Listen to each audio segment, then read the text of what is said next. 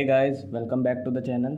आज की वीडियो में हम लोग डिस्कस करेंगे सेकंड लॉ ऑफ थर्मोडायनेमिक्स। इससे पहले की जो वीडियो मैंने अपलोड की है उसमें फर्स्ट लॉ ऑफ थर्मोडायनेमिक्स को विद न्यूमेरिकल मैंने समझाया है। तो आइए शुरू करते हैं। और मैं ये गारंटी लेता हूँ कि ये वीडियो लेक्चर देखने के बाद आपका सेकंड लॉ ऑफ थर्मोडायनेमिक्स पूरी तरीके से प्रिपेयर हो जाएगा और फर्स्ट लॉ के लिए आप लोग मेरी प्रीवियस वीडियो देख सकते हैं। तो कई बच्चों को ये रहती है प्रॉब्लम कि सर मैं थर्मोडायनेमिक्स के लॉ रटता हूँ और उसके बाद फिर भूल जाता हूँ। वो रटने वाली चीज़ है ही नहीं, इसलिए आप लोग भूल जाते हैं।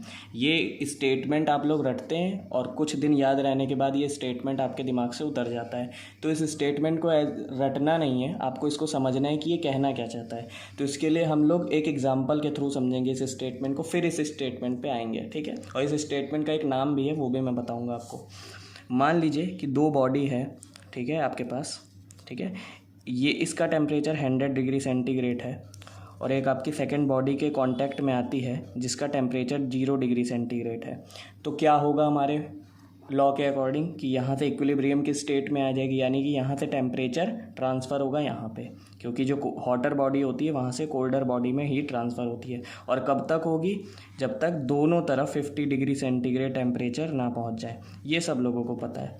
लेकिन क्या हम लोग ऐसा कुछ कर सकते हैं कि मान लीजिए यहाँ पे 50 डिग्री सेंटीग्रेड पे हमने एक सॉल्यूशन लिया या एक टेम्परेचर पे बॉडी ली और दूसरी जो हमारी बॉडी है वो 0 डिग्री सेंटीग्रेड पे है, ठीक है। या मान लीजिए दोनों 50 डिग्री सेंटीग्रेड पे ही बॉडी है।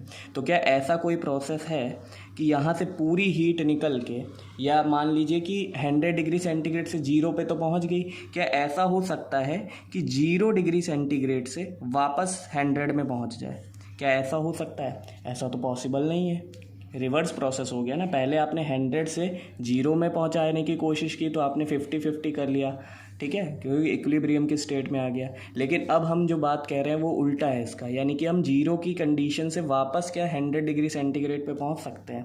नहीं पहुंच सकते। ये रिवर्सिबल प्रोसेस हो जाएगा ना, और ये पॉसिबल नहीं होता है फर्स्ट लॉ के अकॉर्डिंग।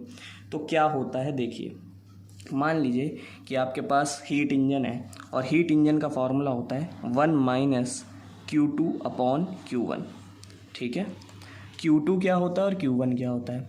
Q1 जो होता है वो हीट, वो वाली हीट होती है जो उस मशीन के पास अपनी उस मशीन को प्रोवाइड करी जाती है। तो Q1 मैं यहाँ लिखे दे रहा हूँ, क्या है? Heat absorb by the body.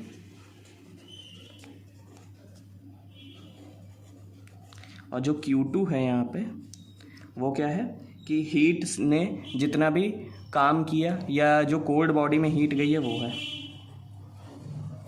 Heat transferred to cold body. तो मान लीजिए कोई हीट इंजन है तो उसमें Q1 amount of heat energy जो है वो हॉट बॉडी से उसने ले ली किसी सिस्टम ने, और Q2 amount of heat energy जो है उसने किसी कोल्ड बॉडी को दे दी, और बीच में कुछ मैकेनिकल वर्क हुआ, ठीक है।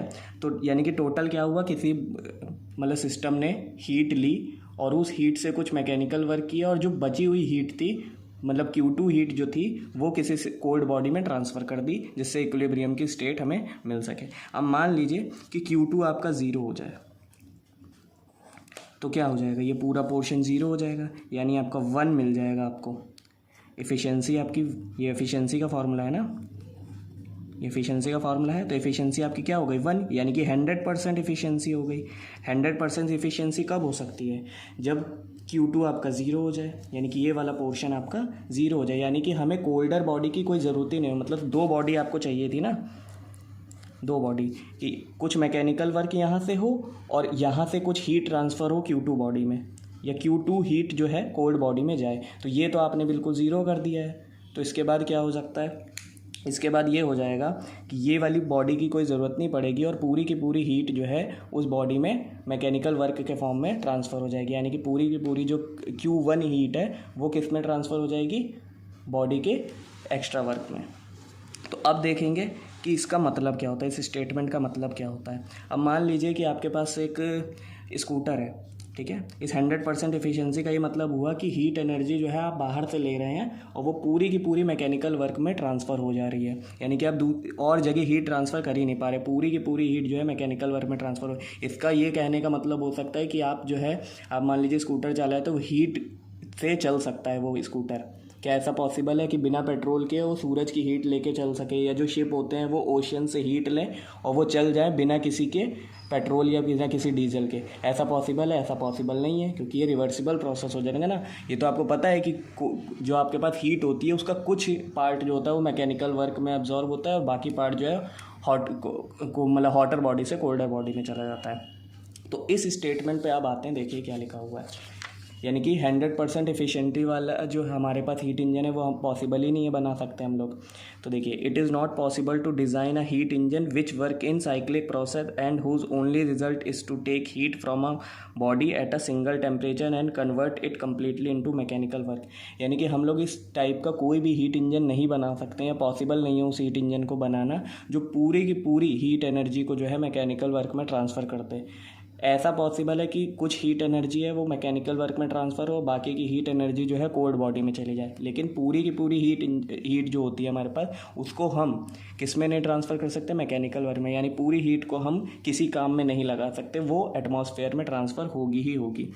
और इस लॉ को जो बोलते हैं वो होता है सेकेंड लॉ ऑफ थर्मोडाइनमिक्स, और it is a kelvin Planck statement. Kelvin Planck statement.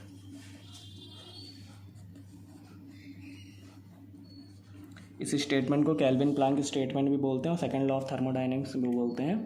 और ये पूरा का पूरा फॉर्मूला जो है आपको इस डायग्राम की मदद से, जो मैंने इसका एग्जांपल बताया 2 बॉडी लेके, उसकी मदद से, और एफिशिएंसी किसी हीट इंजन की, उससे आप समझ सकते हैं कि Q2 को 0 किया तो एफिशिएंसी 100% हो गई।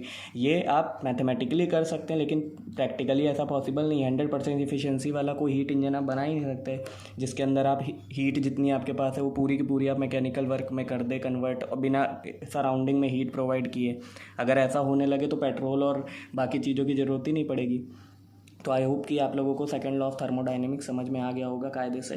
और अगर आपको इसमें कोई डाउट हो तो कमेंट सेक्शन में प्लीज़ पूछ लीजिए। और तब तक के लिए थैंक यू। चैनल को सब्सक्राइब कर लीजिए।